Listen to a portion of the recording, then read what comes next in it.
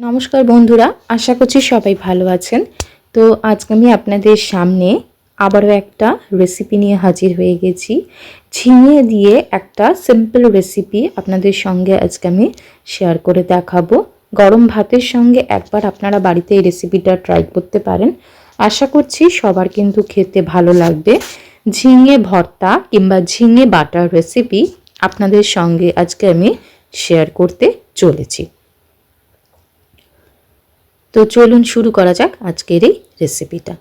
দেখতেই পাচ্ছেন আমি এখানে কড়াইতে সর্ষের তেল দিয়ে কালো জিরে ফোড়ন দিয়েছি। ফোড়নটা কিন্তু গরম হয়ে গেছে। দিয়ে দিচ্ছি এখানে একটা ছোট সাইজের পেঁয়াজ কুচোনো। আপনারা চাইলে পেঁয়াজটা স্কিপ করতে পারেন, আমি এখানে পেঁয়াজটা ব্যবহার করেছি। তো এবার আমি এর মধ্যে দিয়ে দিচ্ছি ঝিঙে বেটে রেখেছি, আর সঙ্গে একটু গার্লিক, 4 ক্লভস মতো গার্লিক দিয়েছি, আর একটা কাঁচা লঙ্কা দিয়ে ঝিঙেটাকে আর কি আমি বেটে রেখেছিলাম খোসা ছাড়িয়ে। তো সেই পেস্টটা আমি এখানে ব্যবহার করেছি।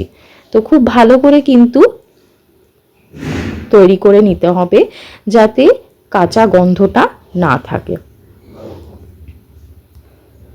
দিয়ে দিচ্ছি এর মধ্যে 1 টিস্পুন মতন হলুদ গুঁড়ো,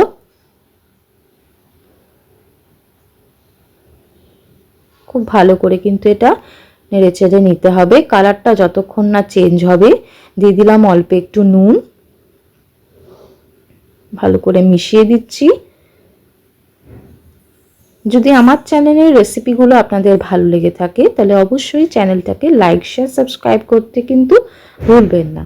আর পাশে থাকা বেল অপশানটা অবশ্যই প্রেস করে দেবেন। নিত্য নতুন রেসিপি যখনই আমি আপলোড করি আপনাদের কাছে নোটিফিকেশান যেন পৌঁছে যায়।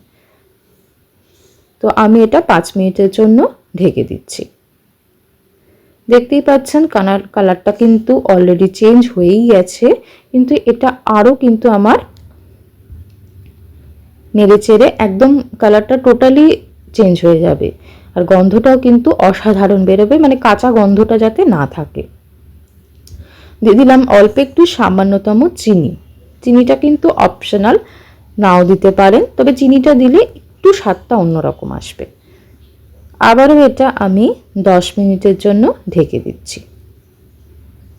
দেখুন কালারটা অলরেডি চেঞ্জ হয়ে গেছে।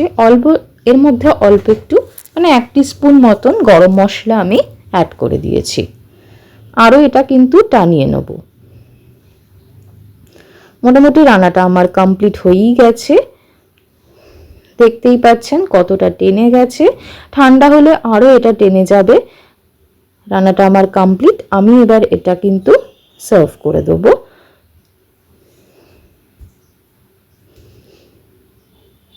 তো ঝিঙে বাটা এবং ঝিঙে ভর্তার রেসিপি একদম কমপ্লিট। অবশ্যই একবার বাড়িতে আপনারা ট্রাই করবেন, আশা করছি ভালো লাগবে খেতে। তো আজকের মতো এই পর্যন্তই। আবার একটা নতুন রেসিপি নিয়ে হাজির হয়ে যাব। ভালো থাকবেন, সুস্থ থাকবেন, ধন্যবাদ।